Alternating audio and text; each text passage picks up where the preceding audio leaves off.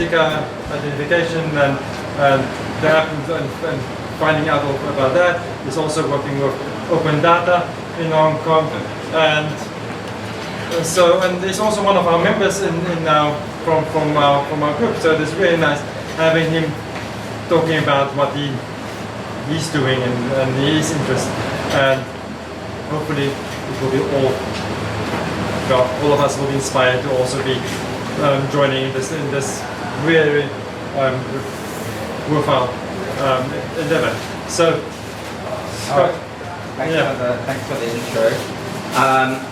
So I cut out. I've done this talk at different places. I've done it at schools. I've done it at hackerspaces, and did it at dim sum labs and to design studios as well. So this particular version of it I cut out because I thought, well, like this is DIYBIO. You understand the biology. I don't need to do so much of the what is a genome, what is DNA. Take it that right back. But if you do, I can basically tailor it however you want it. If you've got questions, ask questions. So yeah, I wasn't going to go into too much what's a genome and stuff like that. But if you've got questions that kind of slow down the more introductory stuff. The main thing is just the rationale for like why I did this project. Why Bellini is I'll be talking about flowers quite a bit, like why this is an interesting import of flower that people kind of don't appreciate, and then some kind of tips and things that people want to get involved and help. So genomes, the genome is all of the DNA in an organism. History of this field, it goes back 20, 30 years ago. They decided, okay, we're going to sequence all of the DNA in a human to like try and figure these things out. It took about 10, 15 years to do that.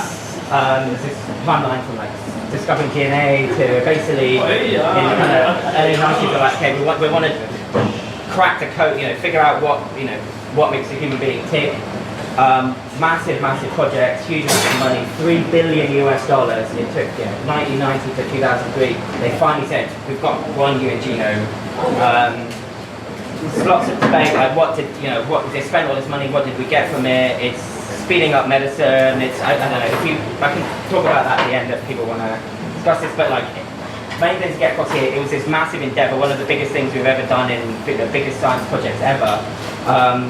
Then the field has kind of continued from this, and basically no field of research or anything that we've ever done before has moved at this rate, right? So Moore's law, this graph is logarithmic, right? Moore's law, the computer chips, how computer chips are improving over time.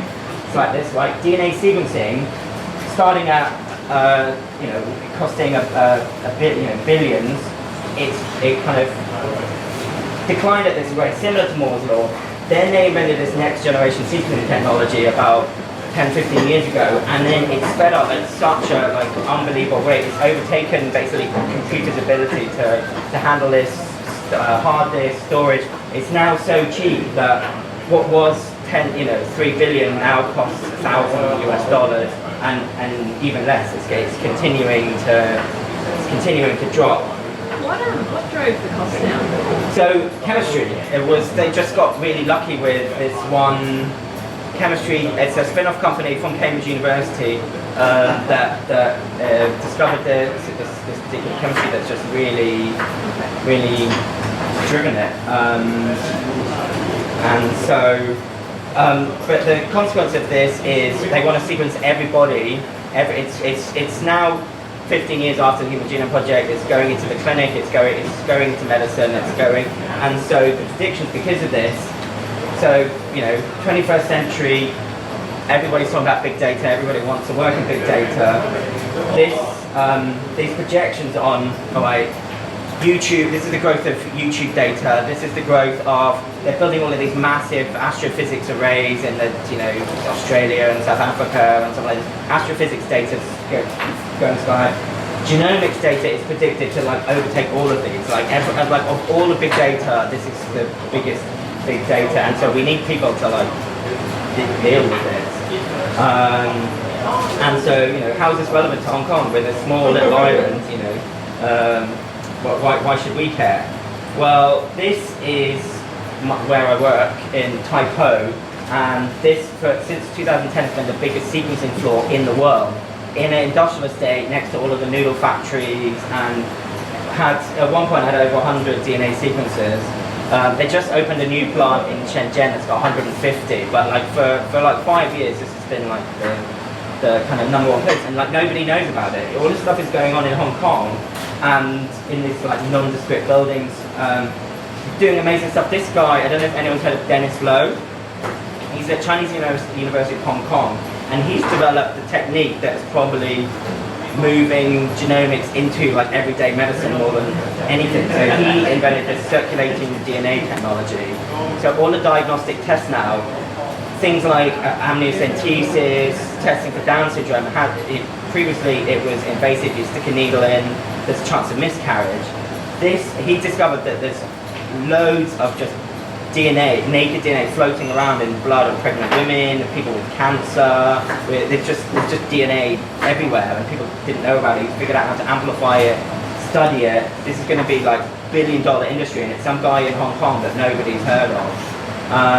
And so we should hear about this stuff. We should sing the praises of like Hong Kong's done this amazing stuff, and nobody seems to care.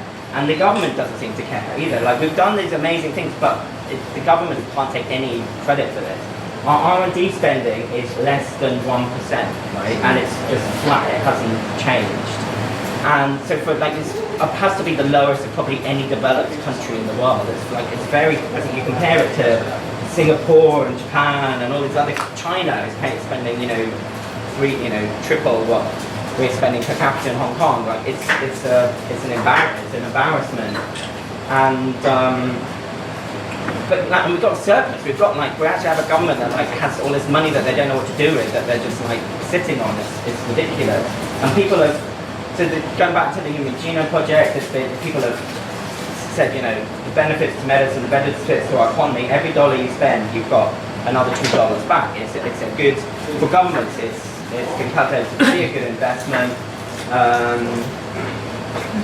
Comparisons with US and Europe, but then here we go in Hong Kong. We've got this big science park, and they're turning into luxury flats. So this is you've got one thing, Hong Kong. Yeah, we need more luxury flats. That's definitely what we need. So this just shows the kind of priority. So the government has kind of let us down.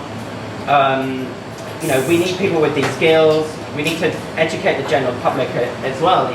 It's not just 21st century life. General public needs to be informed about these things. Hong Kong is terrified of anything to do with DNA.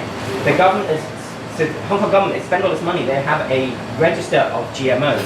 There aren't any registered GMOs in Hong Kong, right? They spent all of this. We've got this register, and you look at it, and you look on the database, like no, it's just. But this is like to people's fears are just like, okay, it's people are scared of DNA. They need to like understand what it means. It's ignorance. It's an education thing. Like these technologies, these fields are moving so fast. We're all at a disadvantage. But Hong Kong is like particularly bad. So I'm an open data person, and another problem in Hong Kong is there is no open data. They're very scared of transparency, sharing anything. We rank really lowly, like we're 37th again for a developed country. We are like really almost sort of technologically illiterate, which is so we're behind Jamaica. Yeah, and also this we were doing these so these things, a lot of the green, they rated us highly in a few things, but I've gone in them and complained because they're actually overly generous to Hong Kong. So actually, we should probably be about 60th from some of our estimates, which is really embarrassing. Which is behind Kosovo. Yeah. Is this government data or just? This is government data, but research data is the same. They have no policies on academic research data. It's government data. Government funds it, so it is government data as well. But like overall, it's really bad. So we have for the definition of open data, there is no open data in Hong Kong. Even their portal, they've got so many terms and conditions that it doesn't actually count as open data because they're just terrified that somebody, there's 1 in a million chance somebody might see something embarrassing. They're so secretive. It's just, You're worried about lawsuits? they just don't want any accountability. They just Very don't liability for open data. Also, It's probably about how people interpret it, and they don't want to start like, you know, fear mongering or something like that. I don't. The way I see the culture Definitely a here, fear thing. it seems to be like people don't really understand. Before they understand anything, they get like, you know, like they literally. can't be bothered. Yeah, and they just take the worst and, you know, like, oh, just... You know, because it's too hard. This is too hard. No money, and it's just too hard for them. You know, they have to think. So we're kind of let down by the government. So we need to like think. Okay, so what's the alternative? How can we as citizens try to do better? Like if they, you know, so this is one way. Like crowdfunding. This is another thing that Gert wants to do. Like if the government are not funding us, then let's get our own money and let's just do stuff ourselves and kind of at least see what we can do. And so this is a kind of new thing in science. Budgets are being squeezed everywhere in the world, so scientists are having to look at like alternative sources of funding. So people have been doing crowdfunding for a few years, and a few of these projects have got, you know, several $100,000 and things like this. So it's shown that it is kind of doable. So I've got a Ukrainian friend who did this. It's the people's parrot, right? So Puerto Rico, they had the probably rarest bird species. So it's the emblem of Puerto Rico, right? They got this Amazonian parrot. When Columbus arrived in Puerto Rico, there were flocks of 1 million birds above him of these amazing things. Went down to 16 individuals in the 1970s, almost wiped out. They're spending millions and millions trying to bring this thing back, but they're incredibly inbred. And so actually having like this genetic information would really help the breeding program. He tried to get funding everywhere, nobody helped him. So he just went door to door. He's like, this is our birds. He went to like people and they gave him like cardboard boxes of cash. He did art shows. He got a couple of $1,000 from art shows. One of his students was a model. So she organised a fashion show. He got $4,000 from fashion shows, and he published the first parrot genome. It's the 4th bird genome was just raised by him, saying it's, you know, it's on the Puerto Rican quarter. That, you know, it's just like, and so we thought this is, you know, myself and a colleague thinking, you know, this is a good model for getting people in some, you know, it's an island. People didn't understand genetics, but they wanted to help this brand, and so it was like we thought this was a really inspiring thing.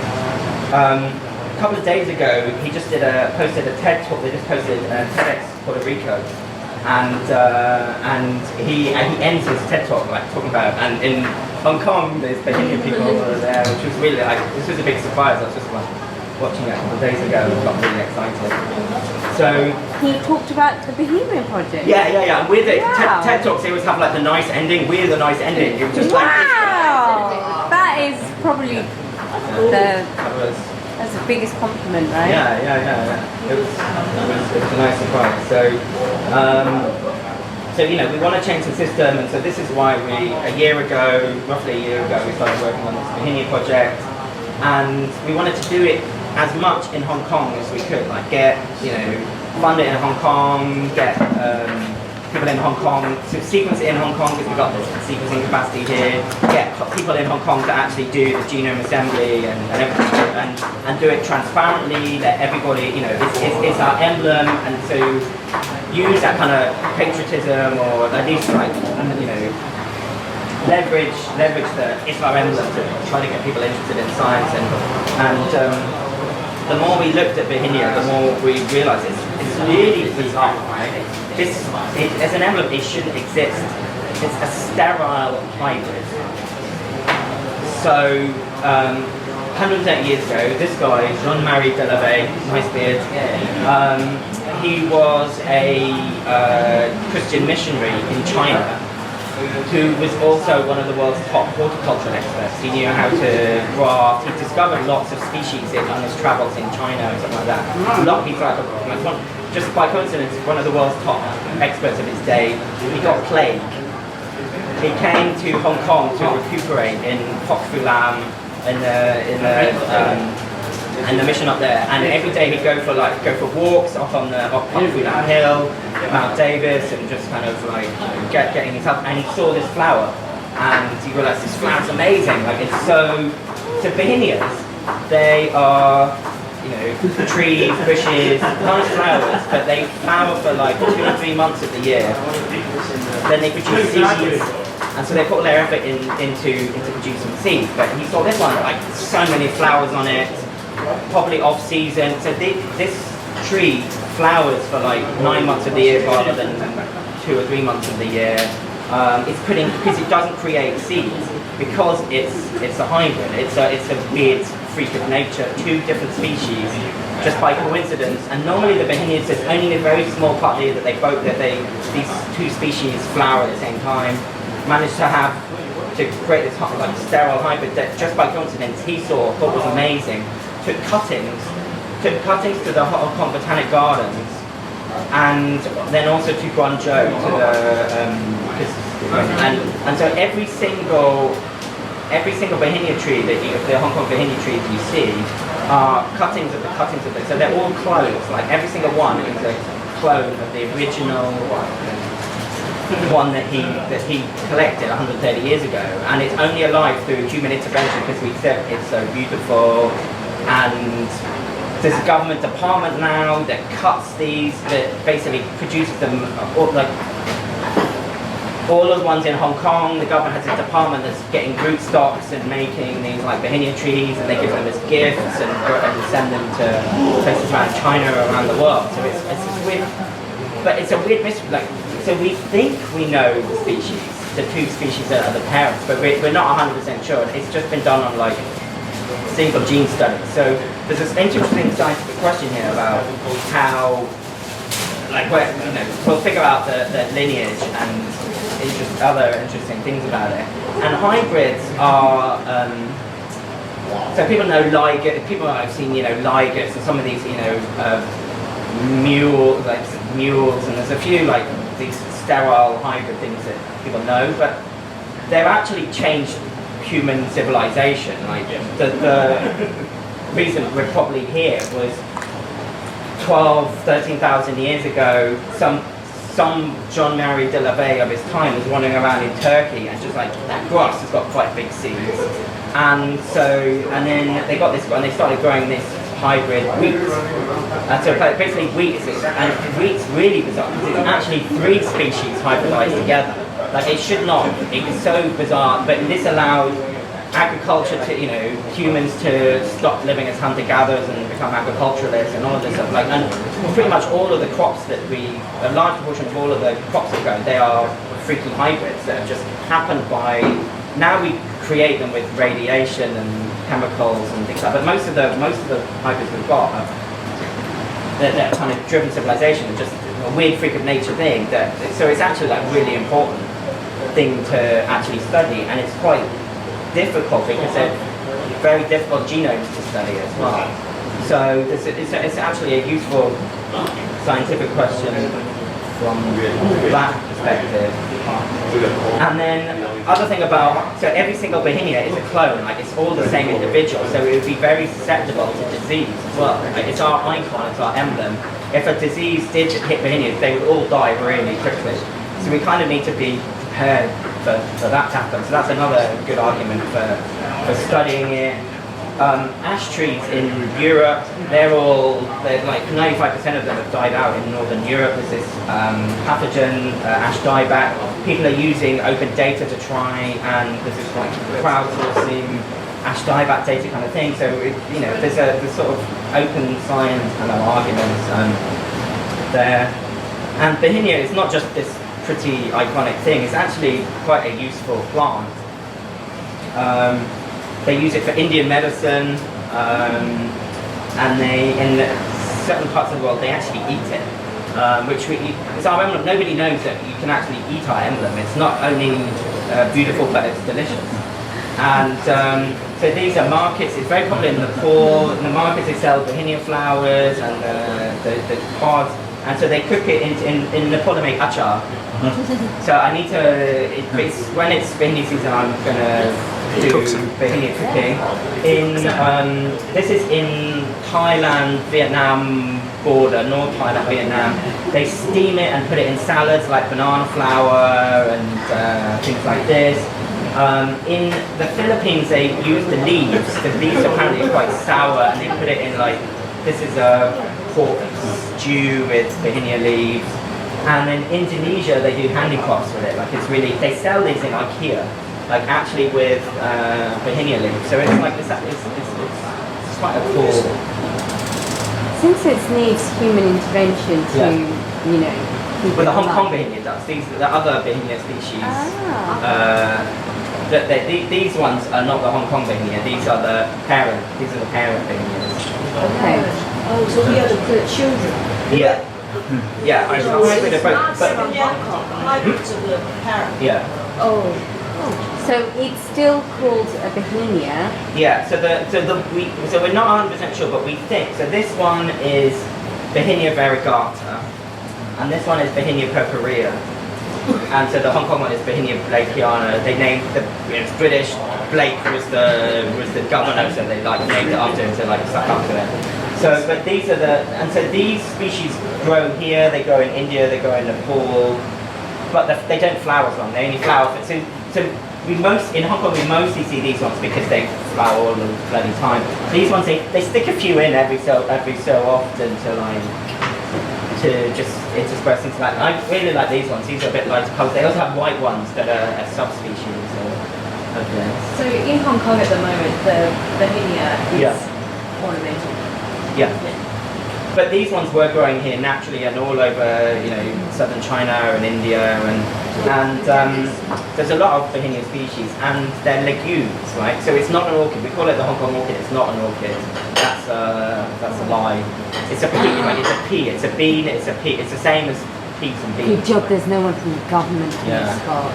And so if you eat them, they taste like pea shoots and like it's got I'm pea going to try taste. one next time I see one. And although the tip we got from a Nepalese chef was it's got a lot of pectin in the flowers and shoots. So if you eat it when it's fresh, if you eat a bit too much, you'll get diarrhea. So that's why they steam or give it a little boil before they put it in things, because just to kind of cook pectin up. So handy Bauhinia cooking tip. So it's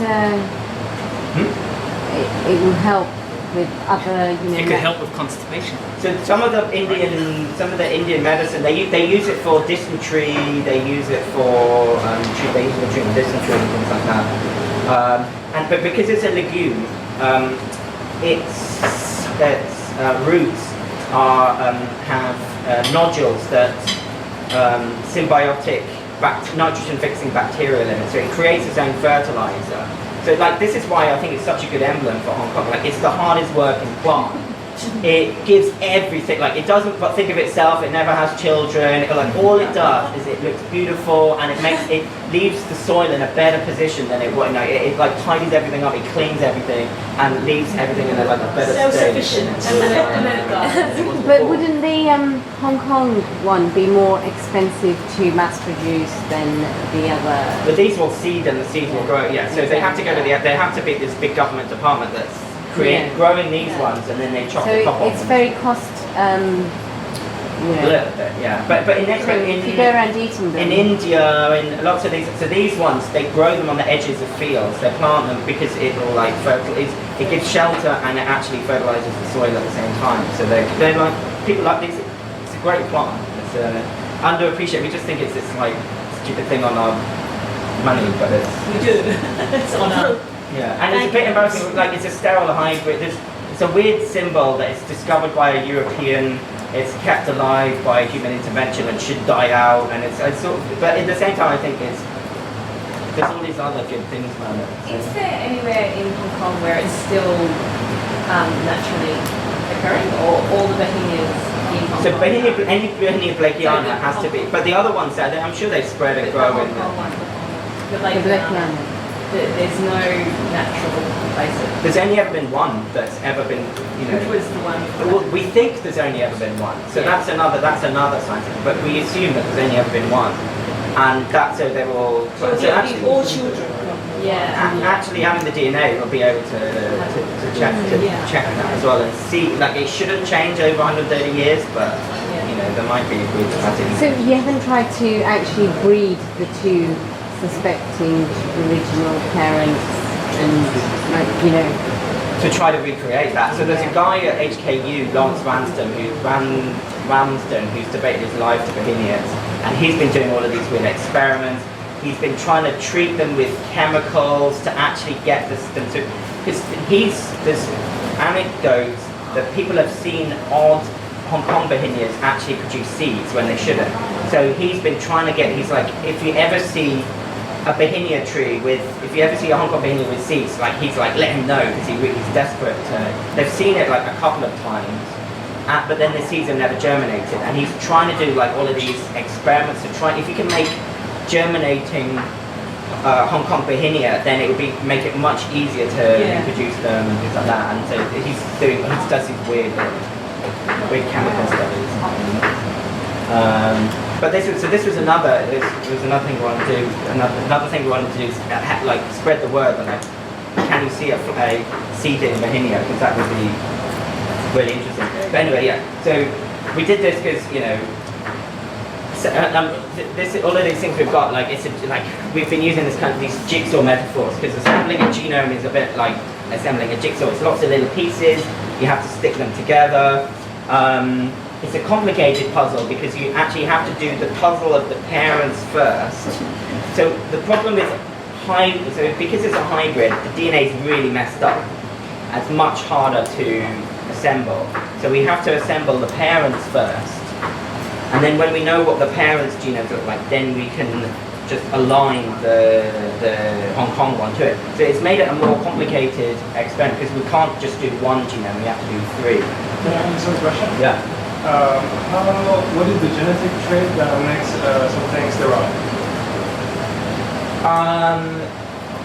Can be lots of different things, but if you're a hybrid, I don't know. There's going to be it's an obvious thing. There's probably a lot of other things wrong with that tree, but being sterols are like quite an easy thing to break and not work properly, I think. Because some hybrids are just that, and also it's generally on a chromosomal level. Often they'll have like humans and chimpanzees, right? Yeah. They've got one more chromosome than us, so we're only split by like a million, a couple of million years or whatever, and our DNA is 99% the same. But we have but we can't because our chromosomes are different. And that's one of the definitions for that's why it's a different species from us. The fact that there's been this one division of one chromosome, so they have one different chromosome to us, that just means that we can't. But there can be anomalies in which case Bauhinia could have seeds. It does happen. Yeah. So that's an anomaly, or? But then the seeds haven't germinated, so yeah. I'm not 100% sure the physiology behind this. But anyway, it's a complicated puzzle. We wanted to do this in Hong Kong, made in Hong Kong, the sequencing plant in Hong Kong, Very local. Hong Kong people. A lot of it's about. So we want to train people for the scale of the 21st century. And awareness is kind of education side. So there's been this. I've gone out and done talks in places like this. Gone into schools and talked to school kids, done DNA extractions with them, and got to answer questions, get out in the news. We were doing a crowdfunding campaign, so we were, got in the front cover of SCMP. It's quite good. How was the project being about? So we launched it last November. So this stuff here, right? Artists have contacted me through this, and so this person read the SCMP article. Avon Chan read the SCMP article. Was really interested that it's grafted and it's a hybrid. So she's done all of these freaky hybrid Bauhinia monster kind of things where she combines.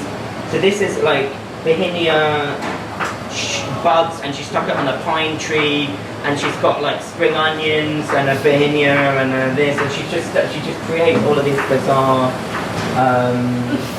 Bauhinia, this weird Bauhinia art. And so she, but it's really, this exhibition just finished last week, but this exhibition is on now in the in Cowden Park, and so Ellen Powell is a visual artist at Season knows as well. Have you seen Ellen's exhibition? It's on until the end of October, and she wanted to actually listen to the genome because she's like an audio and visual artist. So, but I didn't give her the DNA sequencing time, so I don't know what the noise. You go in there's all these weird noises. And then they're projecting Bauhinia cells and all like yeah. So it's in there. It's quite slightly disturbing. It's all like and then all of this stuff, like all of this stuff being projected on you. Like it's really cool. Like and she gives us. It's really nice. She's like support Bauhinia Genome, and so we get we're building awareness. We've gone on the radio. We're on TV, we're on CNN, and so we just kind of, you kind of have to get in people's faces and let them know about this. Crowdfunding, we needed $10,000, we only got about a third of that.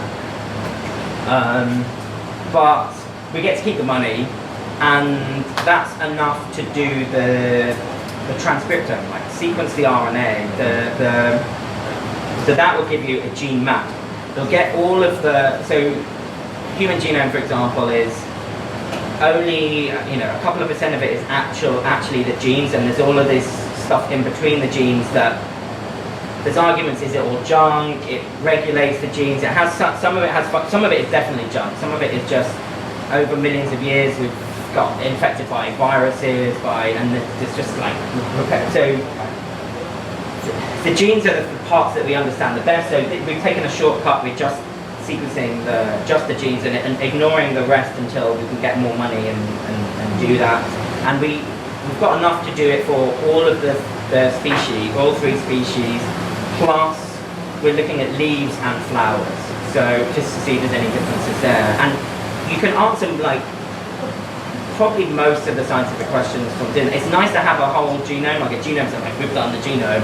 Transcriptome isn't quite as sexy, but actually most of the scientific questions you want to know, which genes are medicinally interesting, there's the question about parenting and stuff. We can do that just using RNA, so we did that. So are you just sequencing just the base letters?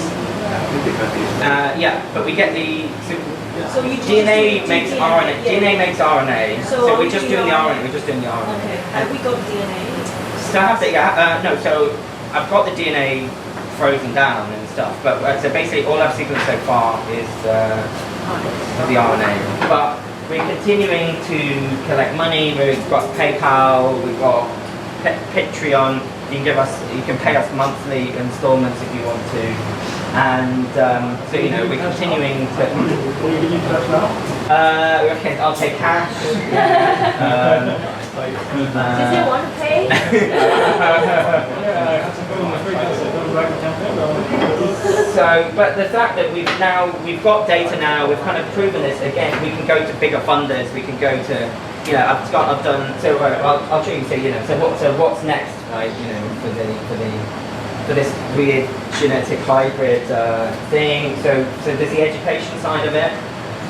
And so there is this question about, are there Bauhinias can Hong Kong Bauhinia actually ever produce seeds?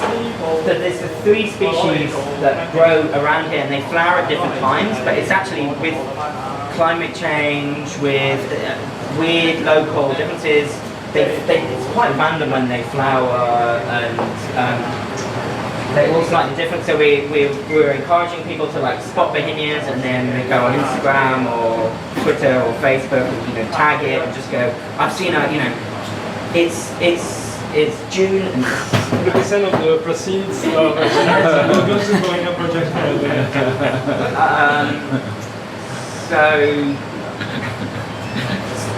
So you know, so we're getting people to like track this. We're encouraging school kids and everyone, and just make people more aware of it. So if you see interesting Bauhinia, so there's they flower at different times, but this one flowers the longest. But there's a kind of dead zone in the summer where they don't flower, like 3 or 4 months in the summer. They kind of end of spring until about now. But like basically in the last week, they just started to see some Bauhinias, but these ones flower, and this one should as well, though I've not seen any yet. So it's like it's interesting to like watch these things. And I've seen some like flower past it, like they tell you it flowers until April, but I've seen them in May.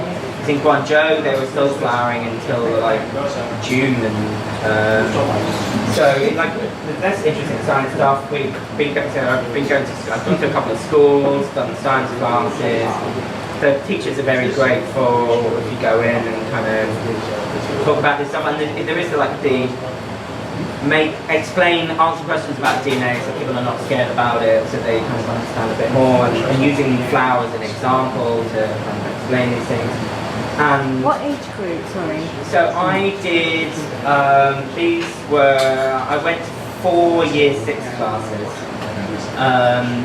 and I've been talking to I went to a secondary school and I was talking to their teachers, but like old kids as well. And then another school wants to come in and get a class, and they're like 16, 17.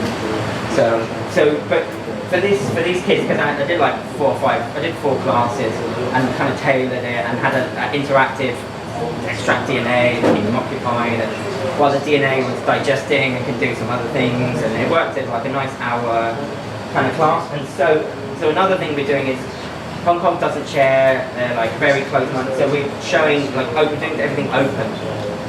This is a really, if you don't, teachers use these OER Commons.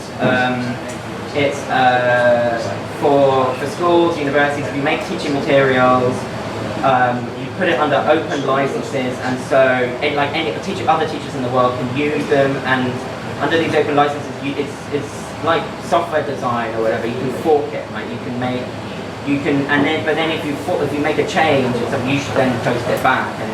But it's discoverable. It's we made this resource. I can stick it. We stuck it on our blog, but putting it here means that other people around the world can do the same class as me, or it's just like I'm a teacher in Macau and I want to teach them about the Macau lotus flower, or and they can change. And so I put all of these resources together on OER Commons.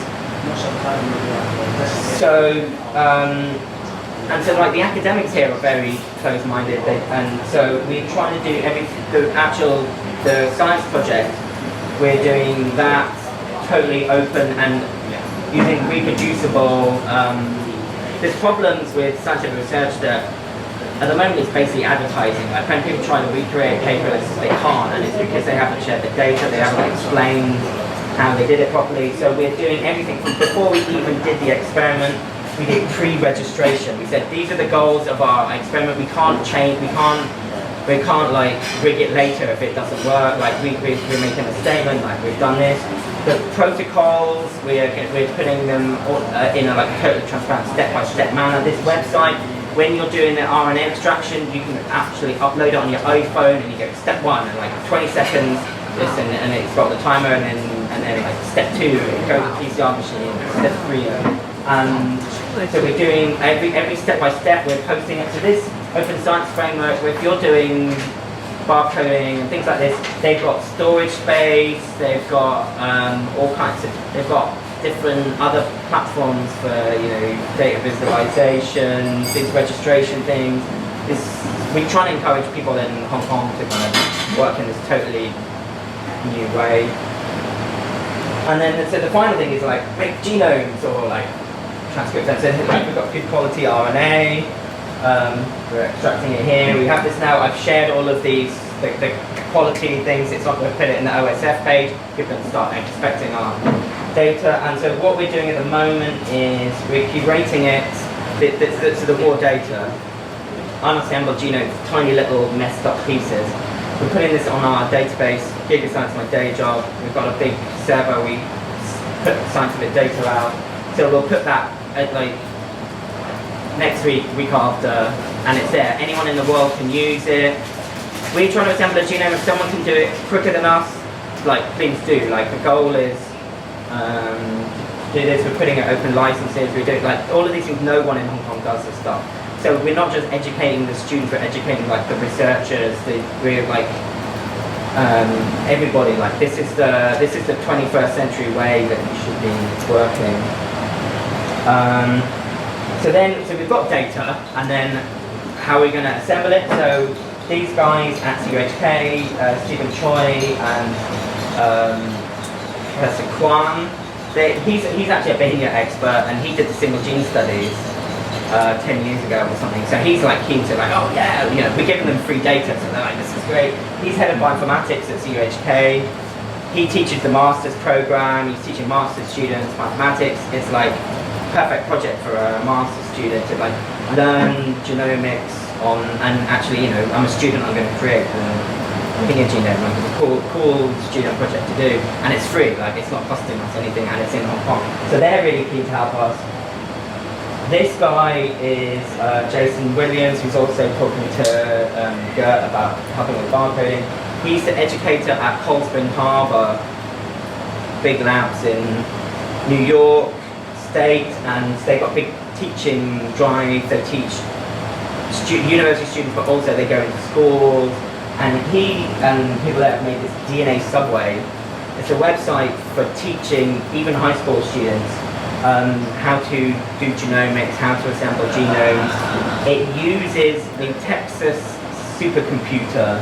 They basically, as long as it's not too busy, they will let even like school kids use this massive supercomputer in the US to use their platform and just like, yeah, I'm gonna like process this, and then they're like, yeah, here's some time, and then they'll like let your analyses run and things like this. So he reckons, right, so like we definitely have the university students to play with, but it would be interesting, like a future DIYBIO event, if we can see how I've not used this, but we could see if we can actually do a bit of assembly, so the interesting part for us would be, so making a genome, you have your raw data, you're doing this genome, so you're making bigger and bigger bits, you know, you get contigs, you try to make the contigs bigger, but you'll never get the entire genome from start to finish. A genome is basically like bits, and if you do a good job, you can go, okay, these are probably in this chromosome, these are probably in this chromosome, but you're kind of looking, and the main thing is you're cataloguing the genes. So that's annotate. So the next step then is annotation. I think this gene, these are mitochondrial genes. This is the I don't know, quite like a tRNA gene or some fundamental gene that like all species have. And it's like, okay, this is similar to the human one. So I think this is this. You know, we know this about wheat, and these are genes involved in photosynthesis.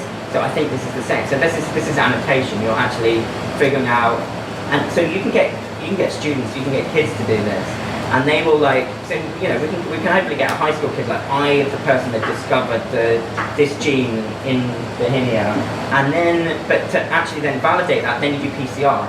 Then you go to the PCR machine in the back, and we'll say like, you know, this school kid thinks that it's 150 base pairs, and it's this sequence and this sequence. If the PCR primers work and make you know, something that size, then it's like they were correct. They did this. So it's a computational exercise, but then also we can do some stuff in the lab. So it's one thing we'd like to do. And there's that secondary school, the 16, 17-year-olds, they would be quite interested in potentially doing that next year. So